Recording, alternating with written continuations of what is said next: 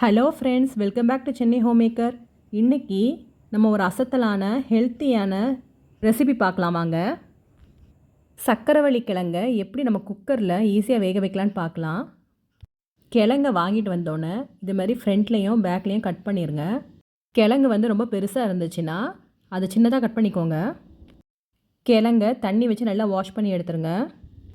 குக்கரில் ஒரு டம்ளர் தண்ணி ஊற்றிக்கோங்க. என்னோடய குக்கர் வந்து ரொம்ப சின்னது, அதனால் நான் பிளேட் வச்சுக்கிறேன். சில குக்கர் பெருசாக இருக்கும், இட்லி ஸ்டாண்டே நம்ம டேரெக்டாக உள்ளே வச்சுக்கலாம்.